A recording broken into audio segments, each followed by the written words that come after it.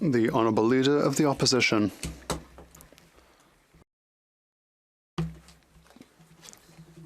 The Prime Minister's flip-flop with regards to carbon tax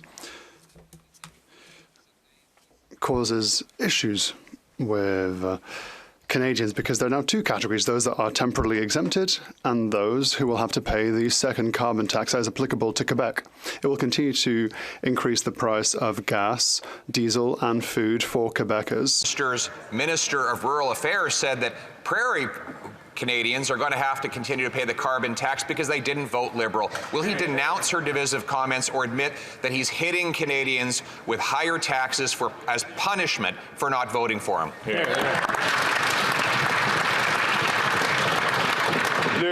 The Right Honourable Prime Minister. Mr. Speaker, there are people throughout the country who are facing very high prices because they heat their houses with oil. They don't always have the choice to switch to better options like heat pumps. This decision focuses on switching to heat pumps, which is good throughout the country. We're here to work with all provinces who want to make sure that low-income households receive heat pumps for free so that they may finally put an end to their dependency on oil, which is more polluting, more expensive, and that doesn't help families at the end of the day. The Honourable Leader of the Opposition. Flip-flop on the carbon tax for oil heating proved everything he said for 8 years about the tax is wrong. It's not worth the cost. He said that the tax would make people better off. He's now admitted that that's not true. He said it's about the environment, but he leaves the tax on lower emitting and more environmentally friendly natural gas. And now he's dividing Canadians based on where they live. So will he stop creating two classes of Canadians? Will he take the tax off all so Canadians can keep the heat on?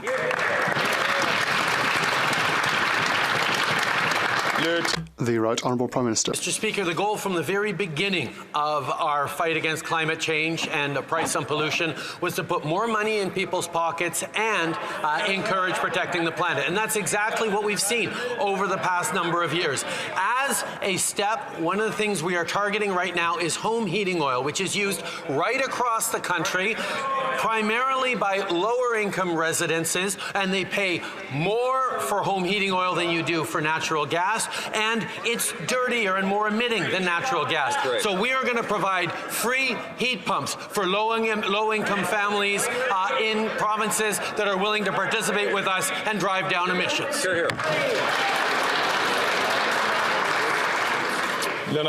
The Honourable Leader of the Opposition. Admits that he's keeping the tax on cleaner and lower emitting natural gas. This is clearly not about environmental science, it's about political science. And that political science with him is always divide and conquer. Tear the country apart to serve his own narrow personal interest. Does he not realize that what he is doing is not just bankrupting Canadian households, 14% of whom are living with unsafe temperatures because of higher energy costs, but he's actually tearing our national unity apart.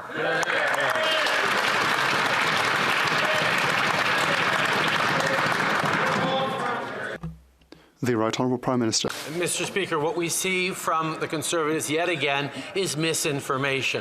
The price on pollution applied to natural gas does put more money back in the pockets of 8 out of 10 Canadians across the country. That is what the Leader of the Opposition refuses to recognize. When Canadians receive a climate action incentive check, that more than compensates for 8 out of 10 households across the country than what they spend on carbon price with natural gas. It doesn't apply that way. That math doesn't apply on home heating, which is why we're phasing out home heating oil by replacing them with free heat pumps for low-income Canadians.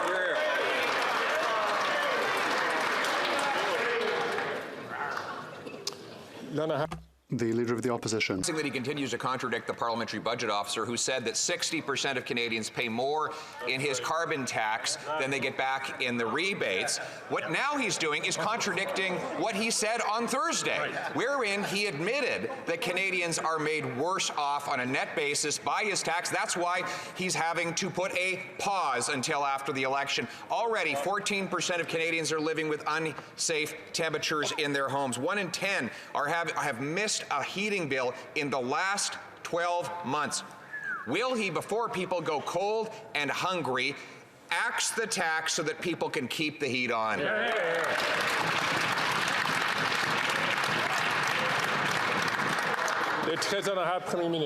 Home heating oil is more expensive, more emitting, more polluting, and is in households that on general are lower income and don't have the means to support it. That's why we're putting forward a program that is going to give free heat pumps installed right across the country as long as the provinces step up and partner with us the way 3 provinces already have. We know the best way to support families is to have them save thousands of dollars a year on heating. That's what they're going to be able to do with a heat pump. That's why we're delivering it right across the country as provinces step up.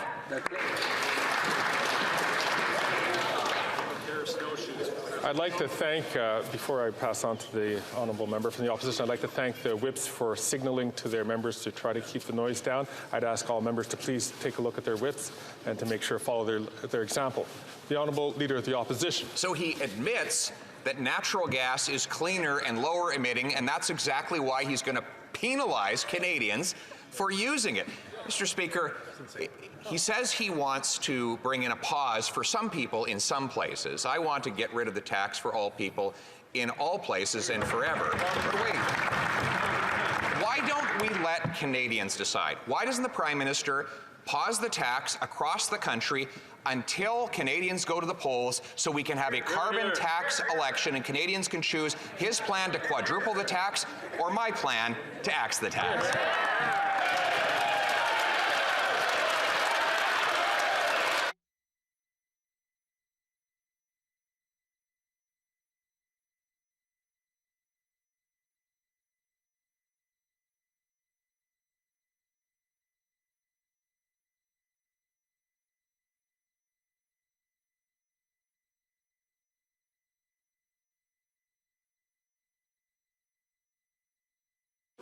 The Right Honourable Prime Minister. Mr. Speaker, it is amazing to me that after 3 failed elections in a row by the Conservatives, they still want to fight another election on denying climate change, on denying the costs of climate change. After the summer we've had, they continue to say no plan against climate change is what's good for Canadians, good for our economy, good for businesses. They are wrong, and Canadians are going to show them that once again.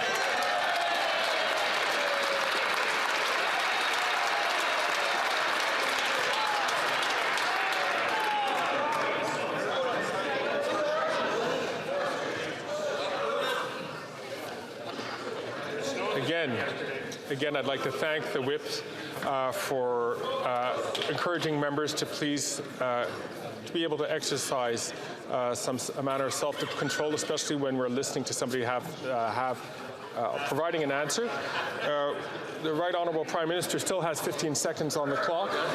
I'll let him continue. Mr. Speaker, in homes across the country that heat with natural gas, the carbon price delivers more, the carbon rebate delivers more than the carbon price costs in 8 out of 10 homes across the country. That is why and how we are fighting climate change and putting more money back in people's pockets. With home heating oil that is dirty, more expensive, we're phasing it out and replacing it with free heat pumps if the provinces sign up.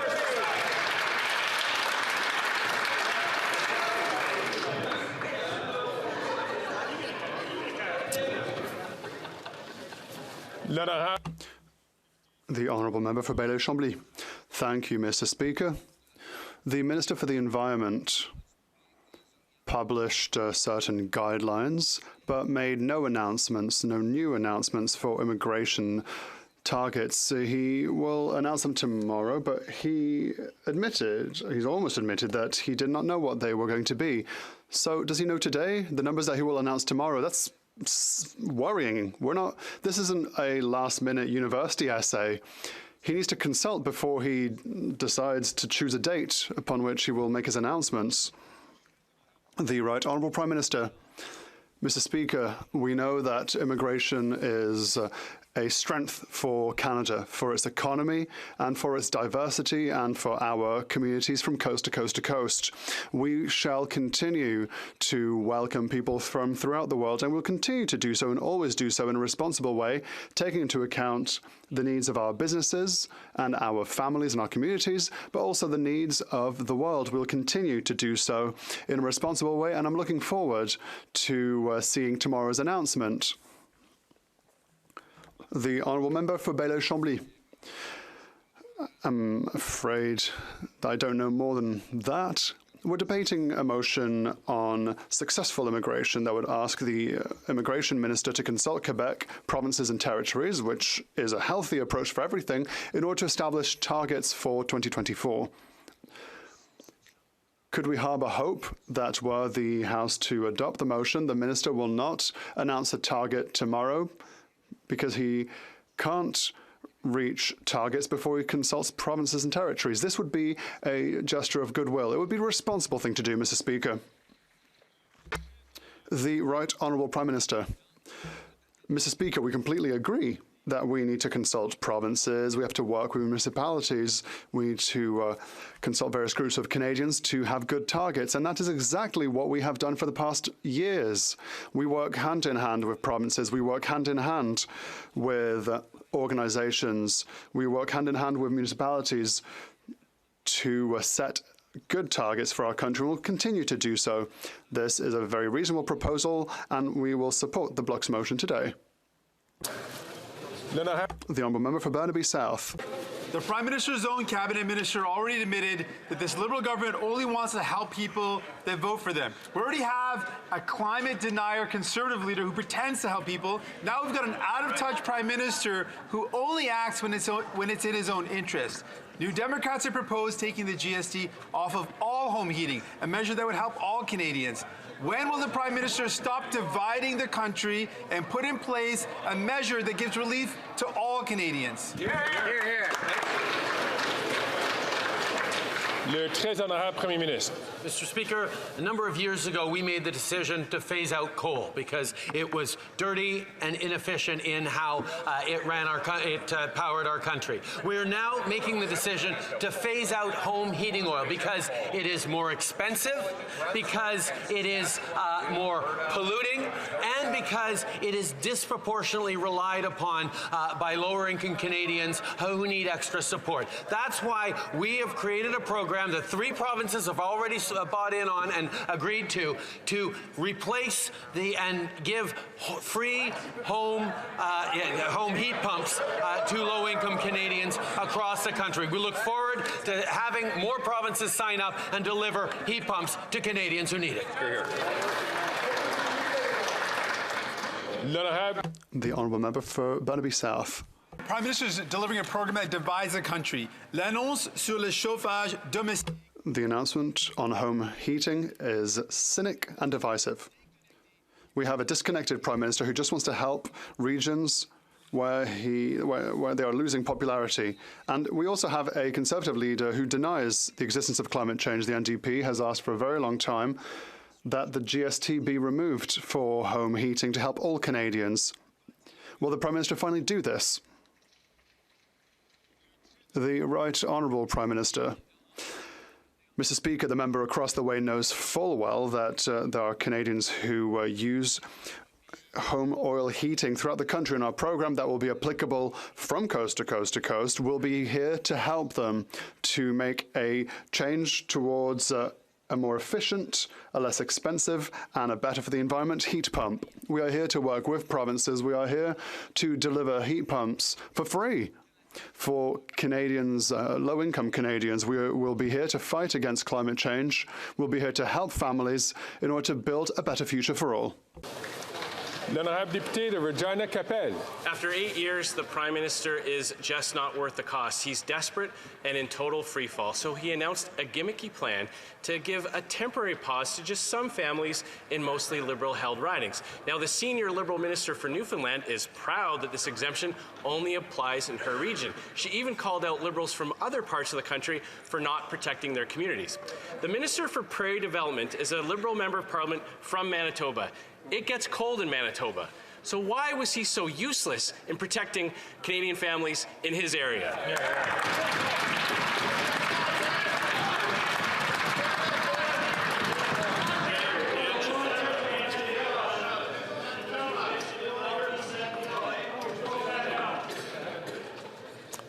L'honorable ministre.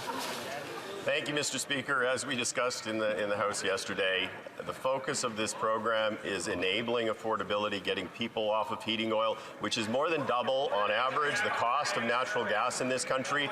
It is about reducing carbon emissions at the same time. It is an important step forward for climate. It is an important step forward in terms of addressing a key affordability issue, and certainly it is good public policy.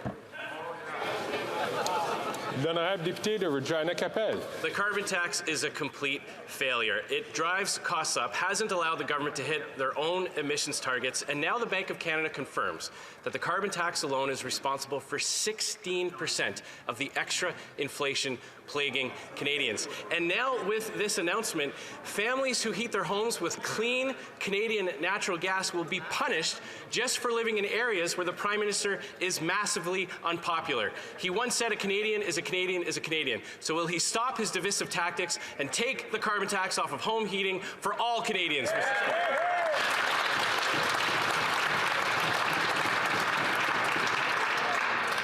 L'honorable ministre. Thank you, Mr. Speaker. As I said before, the focus going forward is ensuring affordability and addressing climate change. The honourable member is entitled to his opinions, but he's not entitled to make up his own facts. At the end of the day, 80% of people in this country get more money back in a rebate than they actually pay in terms of the carbon price.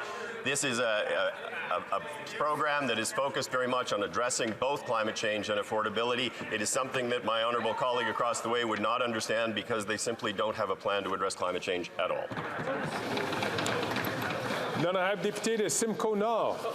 Mr. Speaker, this government's recent announcement is a comedy in the making. The Liberals said that they could not deviate from their carbon tax plan. They said that extreme weather, hurricanes, floods, and fires demanded that they quadruple the carbon tax. They challenged anybody. They said anybody who challenged it was a Luddite. They said people get more in rebates than they pay, except last week they said when they pause the tax, it's actually making life more affordable. Canadians are realizing this Prime Minister's not worth the cost. So why won't they just cut the tax on all forms of home heating for everybody this winter?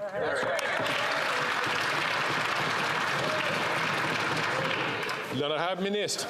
Thank you, Mr. Speaker. I would like to remind this House that before we came into power in 2015, emissions projection by 2030 were going to be 80 million tons above our 2005 levels. We've now brought this down to 50 million tons below our 2005 levels. That's the equivalent of removing from our roads 20 million gas-powered vehicles, Mr. Speaker. We have the best record in the G7 for reducing greenhouse gas emissions over the last few years, and we will continue to work for Canadians to fight climate change and help with affordability. L'honorable député de Simcoe North. Mr. Speaker, as inflation continues to remain, Canadians are realizing the Prime Minister is not worth the cost, and the Bank of Canada is concerned that the soft landing that it once projected is now much narrower. That's because economic uncertainty is increasing while inflation still hasn't been tamed. Two things the government could do to help the Bank of Canada tame in inflation is cancel the carbon tax and reduce its spending. So why is the government not taking these two very simple ways to make the Bank of Canada's job harder to bring inflation down for Canadians?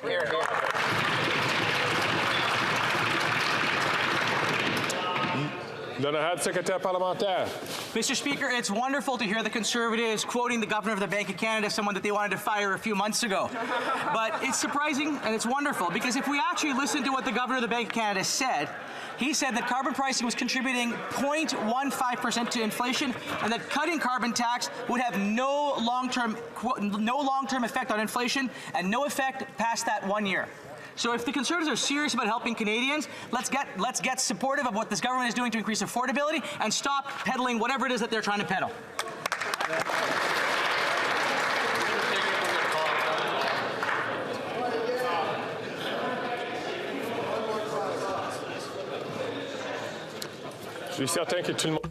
I'm sure that everyone would love to hear the question from the Honourable Member from Mégantic-l'Érable. You have the floor. Last week, the Liberal Prime Minister looked at the polls and panicked. After 8 years, he realised that the common-sense Conservatives were right to say that the carbon tax was creating inflation and increasing the cost of absolutely everything. Once again, the Liberal Prime Minister has completely forgotten Quebecers who are also racked by the stress of not being able to feed their families. We know that the Bloc Québécois wants to radically increase the carbon tax, but that's certainly not what Quebecers chose. It's expensive to vote for the Bloc. Does the Prime Minister understand that he's simply not worth the cost? The Honourable Minister. Thank you, Mr. Speaker. Mr. Speaker, what surprises a lot of people in this House and those who are watching us at home is that a party that wants to be government has absolutely no plan to fight climate change, no plan to adapt. Yesterday in La Presse, we heard that floods in Quebec this summer cost our farmers and producers $150 million. That's a direct impact of climate change. The Conservatives want to make polluting free. They want to make the climate crisis even worse, Mr. Speaker. The Honourable Member for Mégantic-l'Érable. Do you know what's even more shocking, Mr. Speaker, is that after 8 years, every month 1 in 10 Quebecers used food banks in 2023. After 8 years of this Liberal regime, the Bloc wants to continue to punish the middle class by radically increasing the inflationary carbon tax, and the Liberals are picking and choosing who will see their bill reduced according to the colour they voted for. This is unacceptable, divisive and unfair to Quebec families. Will the Prime Minister finally understand that he is not worth the cost and announce the complete and permanent withdrawal of the second carbon tax, which will punish Quebecers? The Honourable Minister for the Environment. Thank you, Mr. Speaker. I think what is shocking is that there are at least 4 members of the Quebec Conservatives who in the past voted for carbon pricing. And today, the weather vane has shifted because the wind of the leader has changed to be against climate change. And so they want to do nothing to help Canadians fight against the impacts of climate change and to reduce our pollution, Mr. Speaker. The Honourable Member for Saint-Jean. Mr. Speaker, in the Toronto Star, we read that Ottawa will establish its immigration levels based on provinces' intake capacity with healthcare, housing and infrastructure. And so they have to consult Quebec before announcing new immigration thresholds. But on the 4th of October, Christine Fréchette, Quebec Immigration Minister, said that the federal government had ignored Quebec's intake capacity, so Quebec had not been consulted. Can the minister publish documentations saying that Quebec has actually been consulted? The Honourable Minister for Immigration. Once again, the Bloc Québécois refuses to understand. The Quebec-Canada agreement has existed since 1991, so it's as old as the Bloc Québécois. But mysteriously, they forget how it works. Quebec has its word to say, Canada has its word to say. We are in constant communication with Quebec and other provinces. We set our thresholds, we respect our jurisdictions, but the Bloc Québécois seems to forget and ignore what the issue is. The Honourable Member for Saint-Jean. Mr. Speaker, consultation is a thing that happens with 2 people. Tomorrow, there will be new thresholds announced by the government. In the media, they said that they would take into account intake capacity for healthcare, education, infrastructure. They also said that they would vote for the Bloc Québécois motion that adds education and francization as 2 factors to be taken into account. As far as we know, they don't know Quebec's intake capacity? Will they delay and finally consult Quebec and provinces? The Honourable Minister for Immigration. What is clear is that when we evaluate various pillars and thresholds, Quebec's intake capacity and Canada's intake capacity are taken into account. Consultation doesn't happen between 2 people, it happens between 13 people. We need to talk about this with the country as a whole. We need to understand immigration. We must understand that it's the future of our country. So I invite the Bloc to see what we will propose. Quebec knows it already. They've been consulted, and they've been consulted constantly. The Honourable Member from Montarville. Mr. Speaker, the Minister has announced that tomorrow he intends to do 2 contradictory things. On the one hand, he announced that he would vote in favour of our motion asking him to consult Quebec before adjusting his immigration thresholds according to our capacity to receive immigrants. And then there's a contradiction. He is going to announce immigration thresholds for 2026 without having consulted Quebec at all, and without having the slightest idea of our intake capacity with regards to healthcare, education, francization, and infrastructure. He will vote for one thing, then vote for the opposite the very same day. Why not consult Quebec before announcing thresholds?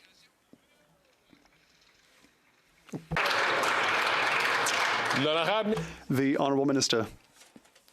I'll repeat this once again because I don't think the Blocistes are listening. 1, consultations are underway. 2, people, they're very frustrated because we're voting for their motion. The Honourable Member from Lambton, Kent. Mr. Speaker, after 8 years, a desperate Prime Minister is in total free fall, and he has admitted that his carbon tax is punishing Canadians. The Prime Minister has announced his re-election platform. Vote Liberals to increase the carbon tax on your home heating, gas, and groceries. Even the Minister from Long Range Mountains admitted that the exemption wasn't given to all Canadians because they didn't vote Liberal. What about the Liberal MPs from London? Why are Liberals so incompetent and so ineffective at getting an exemption on home heating for folks who are struggling in Ontario?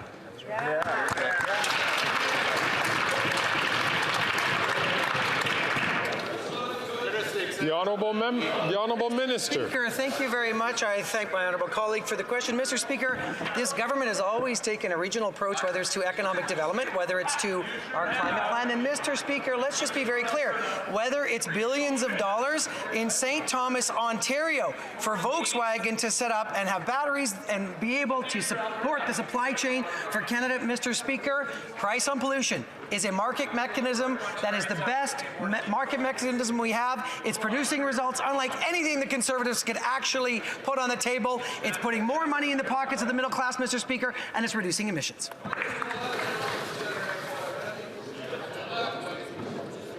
The Honourable Member from Lambton, Kent. Mr. Speaker, this government is living in a fantasy land. The Liberals have finally said the quiet part out loud and have admitted that all Canadians are not equal to them. After 8 years of this NDP Liberal government, Canadians are struggling to pay their bills. The gimmicks that the government is offering is not going to help families who are stressing over how they're going to afford to heat their homes this winter. This Prime Minister is not worth the cost. So will the Liberals listen to the Leader of the Opposition and introduce legislation today to axe the tax on all forms of home heating for all Canadians?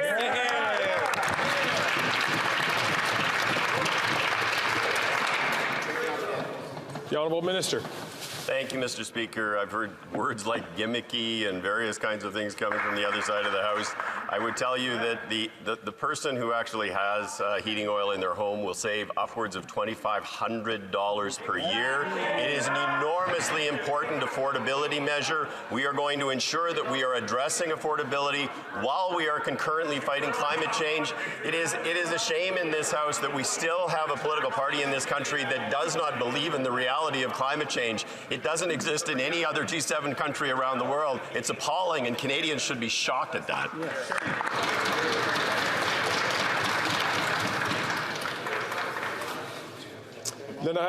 The Honourable Member for Portneuf, Jacques Cartier. Thank you, Mr. Speaker. Last week, the Liberal Prime Minister gave Atlantic provinces a gift by reducing the carbon tax temporarily. But Quebecers and the rest of Canada must continue to pay for it. I read that some families have had to cut back on their spending recently just to get by, while still they're having to change their habits just to survive. Today, on Halloween, Bloc Québécois MPs have dressed up as Liberals and are dipping into Quebecers' wallets. Will this time-worn government extend its plans to Quebecers and the rest of Canada and stop dividing our country?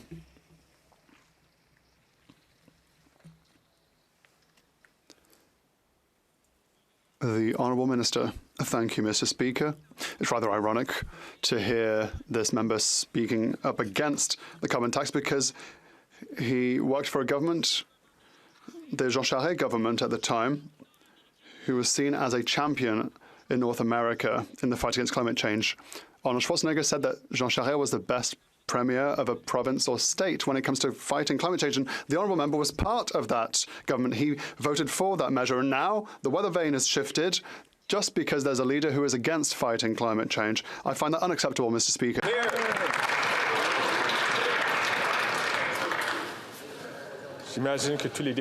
I imagine that all members want to hear the question and the answer. The honourable member for Portneuf-Jacques-Cartier. Mr. Speaker, I'd like to know what they think of this minister. It's more costly for Quebecers to have voted for the Bloc because they want to add a second tax to the tax so that Quebecers pay even more. They've stated loud and clear here in the House that the government should increase yet again, more drastically, the carbon tax. Will the government hear reason and be more reasonable than the Bloc and extend the reduction of the carbon tax to Quebecers and all Canadians? Thank you, Mr. Speaker.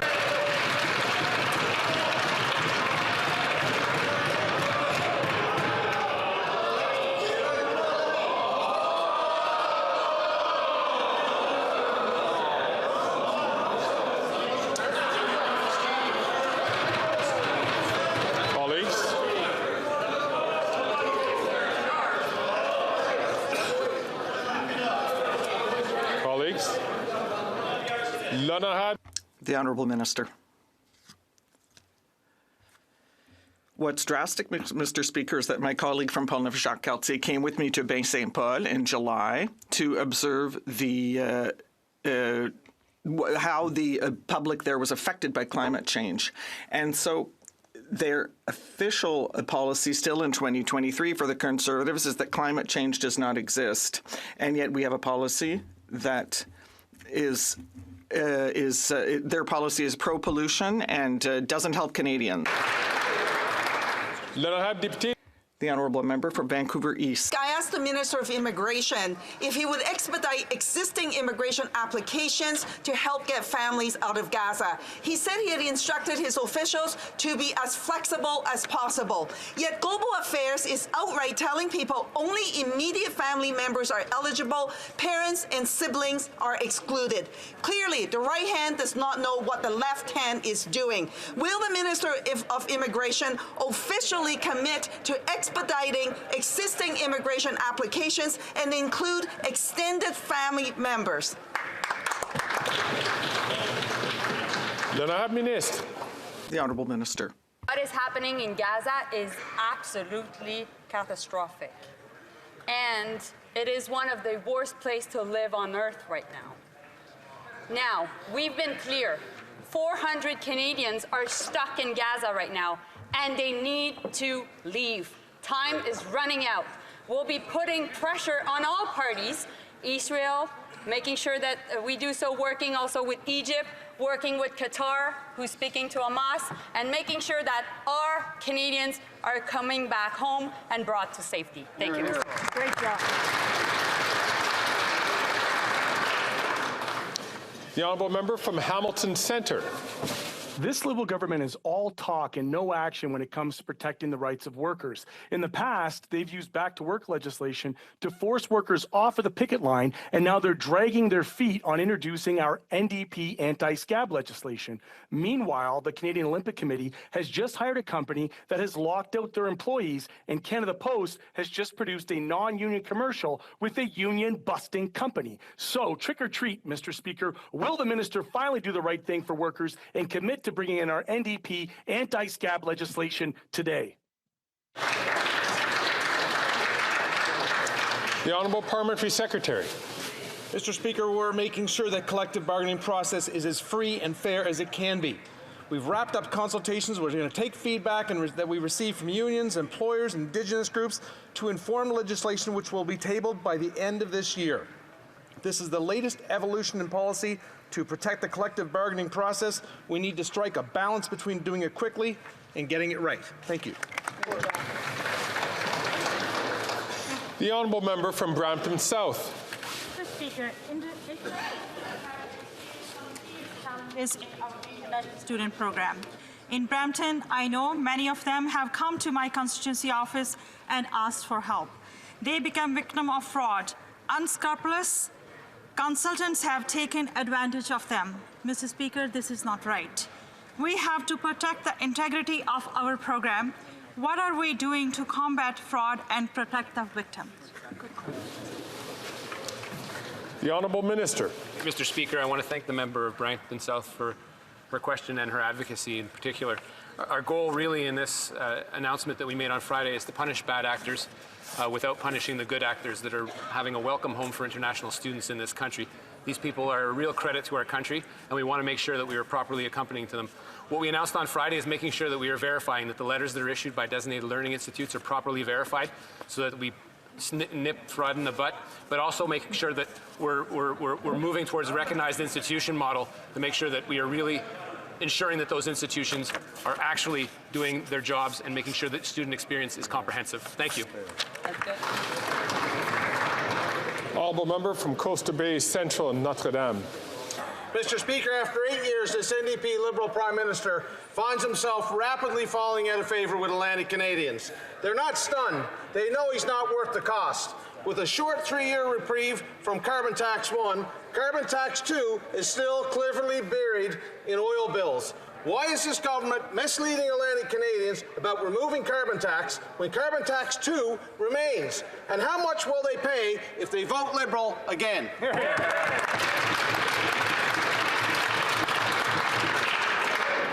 L'Honorable Ministre. The Honourable Minister. Speaker, as I've said a number of times in this House, the focus is on addressing affordability challenges, particularly as they relate to heating oil. Heating oil is by far the most expensive way to heat your home. The investment in heat pumps will actually save people significant amounts of money, but it will do so in a manner that will continue the battle against climate change, a battle that is an existential threat to the future of the human race, is an existential threat to the future of our children. It is a shame that the political party offside over there has no plan nor any belief in the reality of climate change.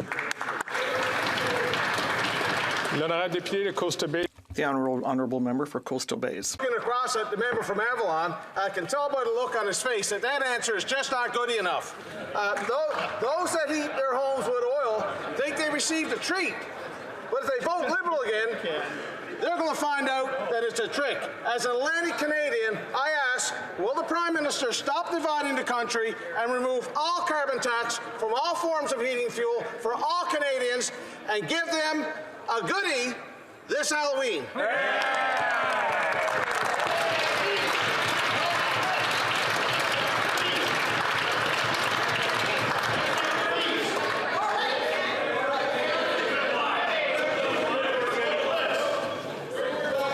L'Honorable Ministre. The Honourable Minister. Thank you, Mr. Speaker. This government adopts thoughtful approaches to public policy. We are addressing affordability concerns in a manner that is consistent with fighting climate change. But the honourable member, I am amazed, is somebody who actually is opposing one of the greatest economic opportunities of our time in Newfoundland and Labrador, supported by the province, developed by the province, developed by companies in Newfoundland and Labrador to ensure that they develop an offshore wind industry and a hydrogen industry that's going to create jobs and economic opportunity in his riding and in ridings throughout the province.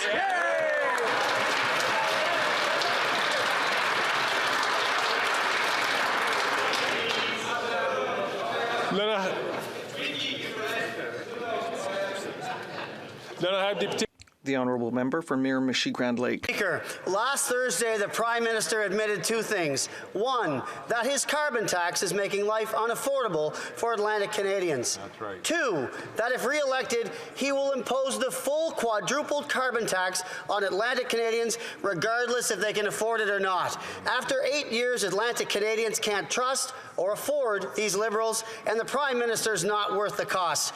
When will this Prime Minister quit playing games, axe the carbon tax permanently so that every Canadian can keep the heat on? Good question.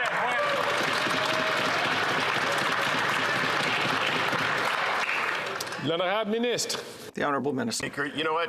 In this House, one thing is clear. What is clear is the Conservative Party actually has no belief in the reality of climate change and no plan to fight it. This government actually is focused on ensuring we are addressing affordability challenges in a thoughtful way while concurrently addressing the climate issue. It is a shame in this House, it is a shame in this country that we have a political party that denies the reality of climate change and is willing to give up the future of our children.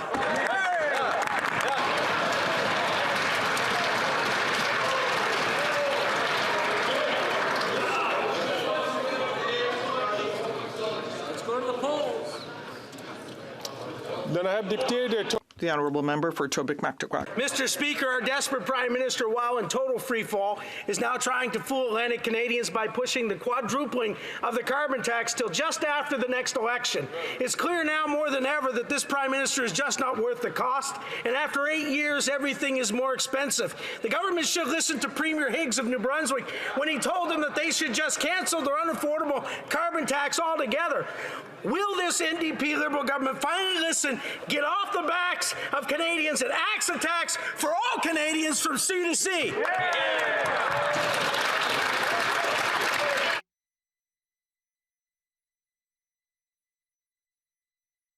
L'honorable ministre.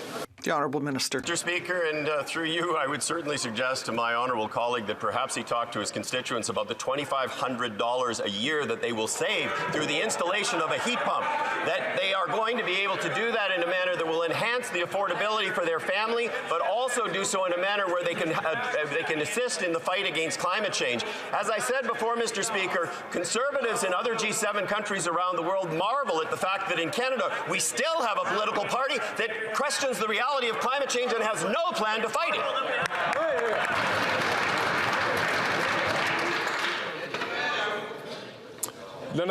The Honourable Member for Salaberry-sur-Roi. Mr. Speaker, small businesses are not asking the federal government for much. They just want it to be flexible by pushing back the reimbursement of the CEBA debt without losing their grants.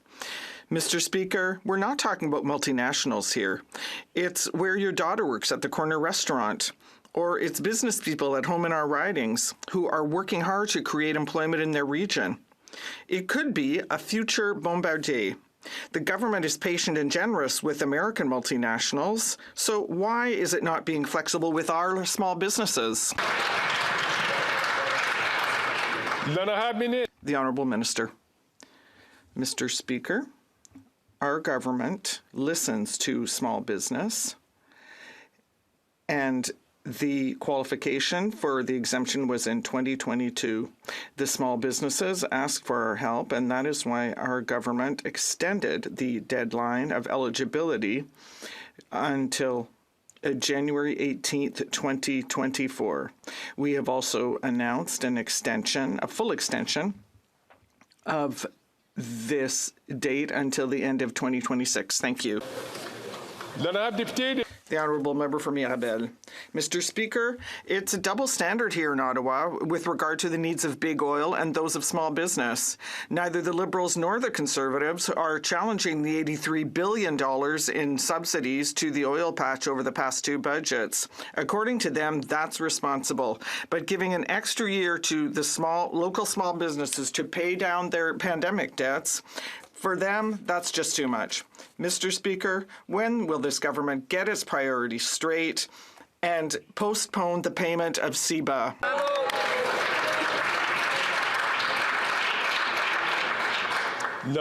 The Honourable Minister.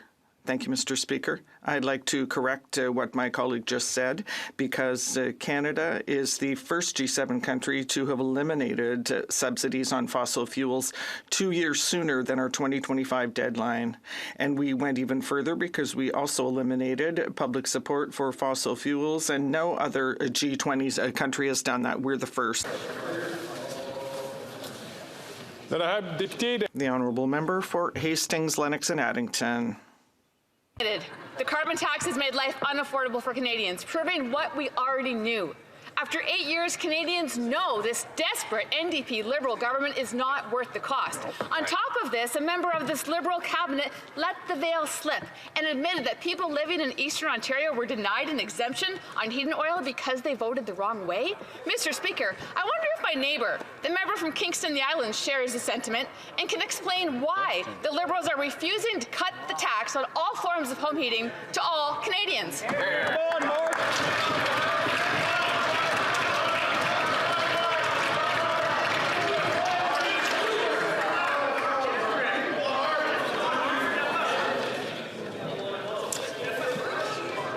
L'honorable ministre. The Honourable Minister. Thank you, Mr. Speaker. According to a recent study by the Public Policy Forum, offshore wind could be for Atlantic Canada what oil was to Texas or hydropower to Quebec. This is monumental, as the study quotes. The region could supply 6.5 million average homes, so twice the electricity currently consumed in Atlantic Canada. I guess many Canadians are wondering why are Conservatives standing in the way of clean energy power that would benefit all Atlantic Canadians and Canadians across the country, Mr. Speaker.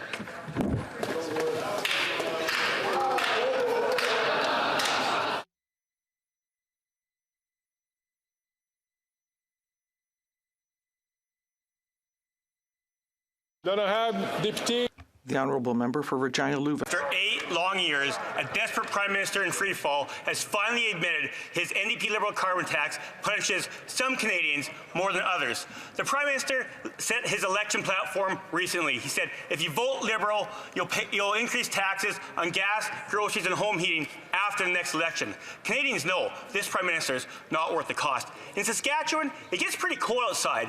We use 90% natural gas to heat our homes.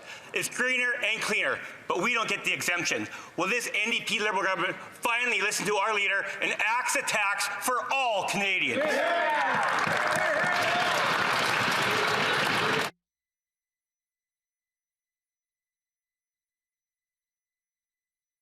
Thank you, Mr. Speaker. I would encourage my honourable colleague to do a little bit more reading. Home heating oil is 2 to 3 times as expensive as natural gas. It is imperative that we actually enable people to implement heat pumps to be more affordable, to ensure that they actually can save the $2,500 a year and do so in a manner that is consistent with fighting climate change. But, Mr. Speaker, we also have programs to encourage the displacement of natural gas-fired furnaces through the Greener Homes program, through the Greener Loans program, and to see the implementation of heat pumps. And certainly folks in Saskatchewan, where I grew up, are very, very, very much able to access those programs.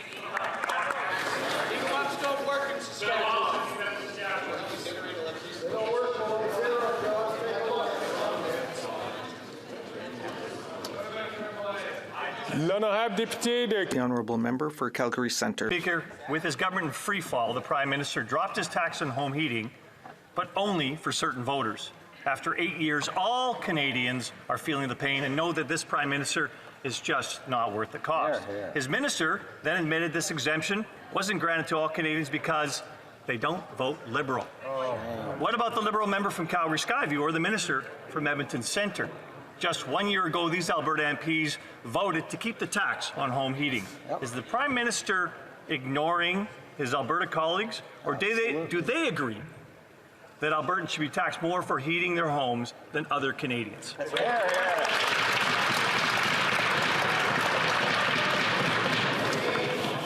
L'honorable Ministre. The Honourable Minister. Mr. Speaker, and I thank my honourable colleague from Calgary for his question. We have always worked to respond to regional needs as a government. Mr. Speaker, let me be clear. We put billions of dollars in the last budget for carbon capture, use and storage that predominantly will go to Alberta and Saskatchewan. We have put flexibility in our clean electricity regulations, an exemption, Mr. Speaker, that will take us out to 2035 burning natural gas. Mr. Speaker, if the Premier of Alberta and the Premier of Saskatchewan want to scope this in, they can join us and help low-income Canadians to get heat pumps and get off of heating oil.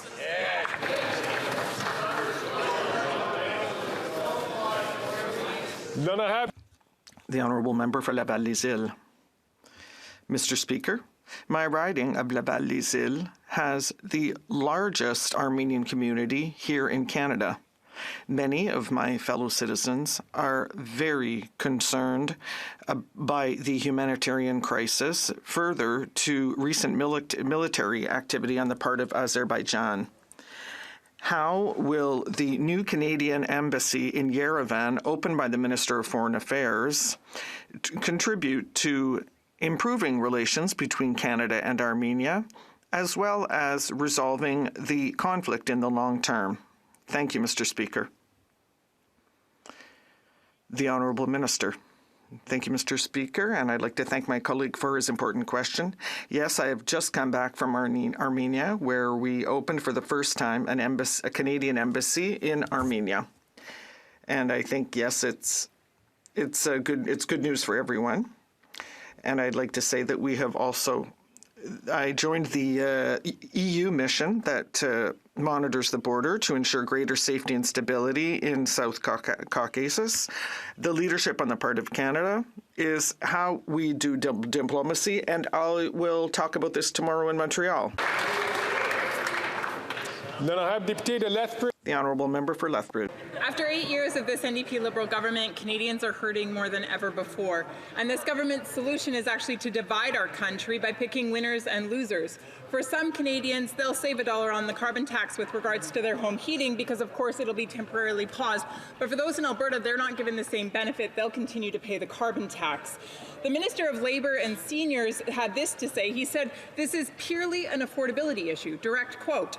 Conservatives believe that that is true. It is an affordability issue for all Canadians, not just some. And so can the Minister for Labour and Seniors tell me why the seniors in my community don't deserve the same break as the seniors in his community?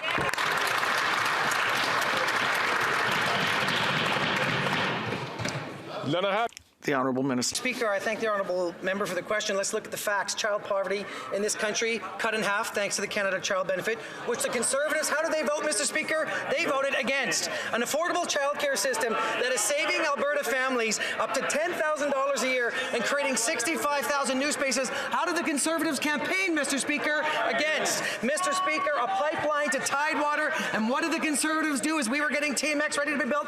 They argued against. Mr. Speaker, we're here for Canadians. We're here for Albertans. We're going to make sure that our climate plan works. They can argue against. We're here for Canadians every step of the way. Not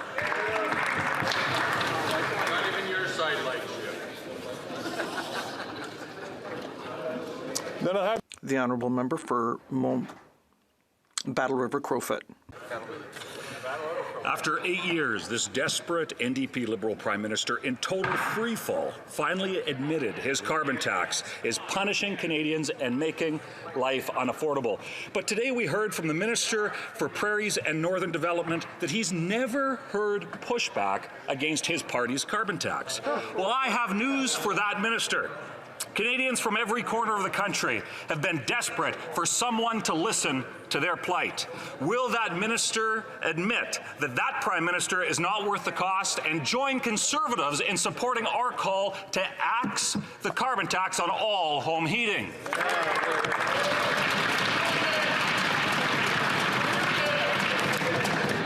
Then I have the Honourable Minister. Conservatives like to talk about axes, and it's clear that they've been working with the Premier of Alberta, because what does she want to do? She wants to axe renewables. She wants to axe low electricity rates in Alberta by doing a 6-month moratorium that's cost us already $12 billion in investment and $30 billion more probably leaving our province. Mr. Speaker, they want to slash supports for students and seniors and working class Canadians, Mr. Speaker. And you know what the icing on the top of the cake is, Mr. Speaker? They want to pull Albertans out of the CPP. Shame on them. We're going to move forward on climate change and protect Albertan pensioners. Oh my God. Before we move on to the Honourable Member for questions, I'd like to remind all Honourable Members, please, to not intervene while the floor is being occupied by somebody else. I know I don't have a clear view of what happens in the latter half of the aisle, but I can hear the voices of certain members, perhaps, and I would just ask members to please try to listen to their whips so that we can hear the questions. Then I have the Honourable Member for Montmagny-Lilin, Kamouraska-Rivière, Zulu. Mr. Speaker, after 8 years of this government, Quebecers are fed up. Food bank use is at a record high, with 1 Quebecer out of 10 using them monthly. And this government, with the Bloc support, wants to worsen things with its carbon tax.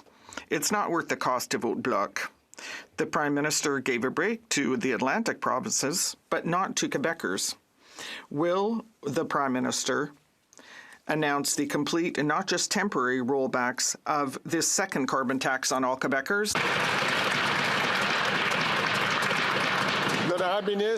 The Honourable Minister for Climate Change and the Environment.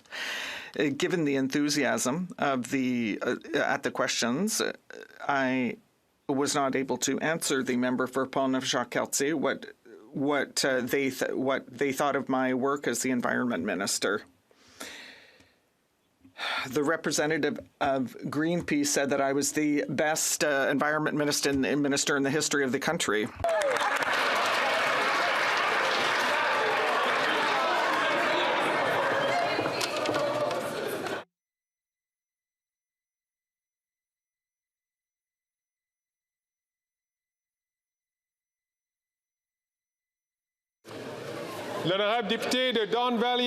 The Honourable Member for Don Valley East. Mr. Speaker, the late Nelson Mandela once said, "Sport has the power to unite people in a way that little else does." A great example of this are the Pan Am and Para-Pan Am Games. Earlier this month, Team Canada began its 2023 Pan Am journey, and in a few weeks from now, it will begin its Para-Pan Am journey. I think I can say with confidence, Mr. Speaker, that all members of this House are proud of our Canadian athletes. Can the Minister please update this House on our athletes at the Pan Am Para-Pan Am Games? The Honourable Minister. I'd like to thank my friend and colleague from Don Valley East for his question. I was recently in Chile to support Team Canada. 470 Canadian athletes are participating in these games, with another 127 slated to compete at the Para-Pan Am Games in a couple of weeks. These include 3 athletes from my home riding of Delta. So far, Canada has won 105 medals and is on course to exceed its all-time medal count at these games. Thank you to all the athletes, thank you to the coaches, to the parents, to the trainers, to everyone who makes it possible for these athletes to compete and succeed. On behalf of all Canadians, I'd like to wish our athletes well and say, go Canada, go!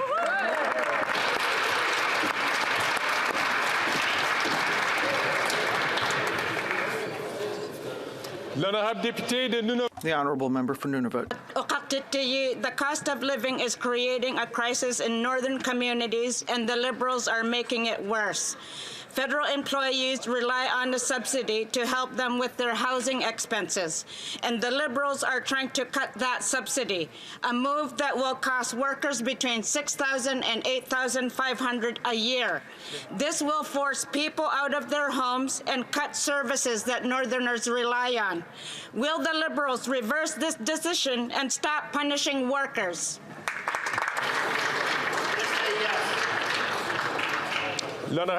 The Honourable Minister. Thank you. Thank the Honourable Member for that important question. And it's an important question. It's one that we're fully engaged in. I know I'm working with the Treasury Board.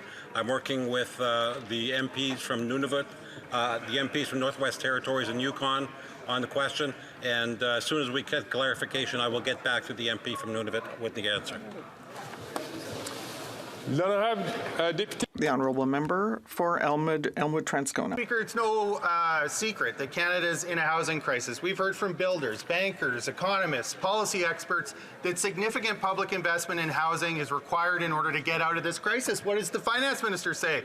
What about what the Bank of Canada will do? What about the rating agencies? Well, good news. At the Finance Committee yesterday, the Governor of the Bank of Canada said that investments to increase housing supply in Canada would not be regarded as inflationary spending and might actually help bring down inflation. So the path is clear to replenish the co-investment fund, the Rapid Housing Initiative, and start a nonprofit acquisition fund. Is the government going to do it in the fall economic statement, or will they be missing in action? Yeah.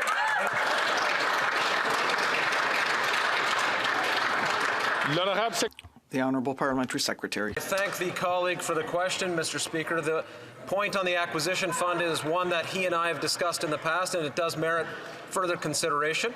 But I also point to the various other programs, the other programs that are part of the National Housing Strategy that he mentions, the Rapid Housing Initiative, the National Co-Investment Fund.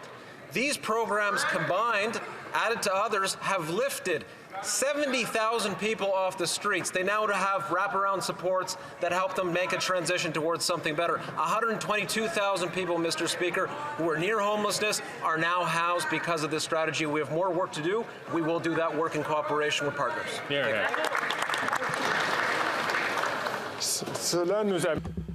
That brings us to an end of question period.